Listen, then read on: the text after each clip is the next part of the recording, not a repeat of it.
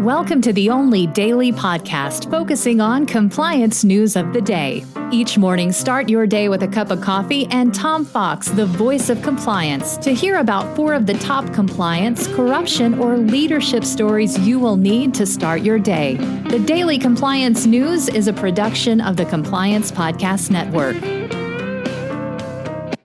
First, a word from our sponsor.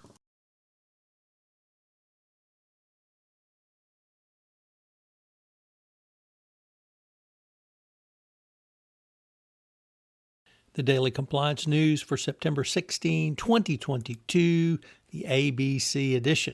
We begin with a couple of stories around anti-bribery and anti-corruption. The first comes to us from GAB, that's the Global Anti-Corruption blog, in a guest post by Nicole Fritz, a South African public interest lawyer and executive of the Helen Suzman Foundation.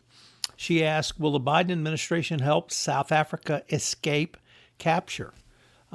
Obviously, state capture was a huge problem under the prior regime of President Zuma, and South Africa is now trying to rid itself of the embedded corruption from his regime, and hopefully the United States will help that effort with a raft of new initiatives, not only to crack down on corruption, but help root out the corruption as well. Along those lines, interestingly, in Accounting Today, Scott Hansen of the IFAC talks about the accountant's role in fighting the economic crime worldwide, specifically the Federation's new anti-corruption enforcement protocol. So check that out. The SEC has charged VMWare with misleading investors by obscuring financial performance. It said it has charged the company with misleading investors about order backlog management practices, which the agency said enabled VMware to push revenues into future quarters by delaying product deliveries to customers, thereby concealing the company's slow performance relative to its projections. VMware consented to a cease and desist order and will pay an $8 million fine and penalty to the SEC. VMware confirmed a statement that had reached a settlement with the SEC, obviously indicating it had not admitted or denied any of the SEC's findings.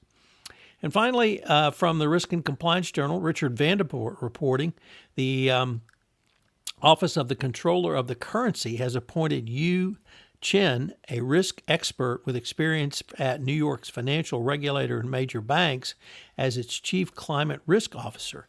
The U.S. banking regulator announced the appointment of Dr. Chen, who trained as a chemical engineer to lead OCC's climate risk efforts.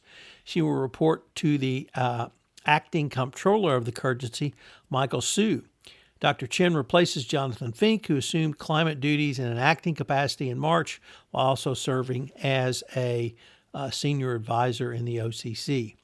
The OCC has under Su has urged financial industries to manage risks posed by climate change, understanding that banks are in a great position to help companies navigate this risk by requiring protocols, policies, and procedures around this, not only in their bank's lending protocols, but also in reviewing a company's fitness for lending. So interesting to see this position filled by the OCC.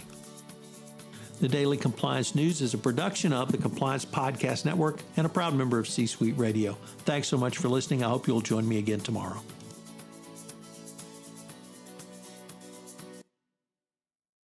This podcast is a part of the C-Suite Radio Network.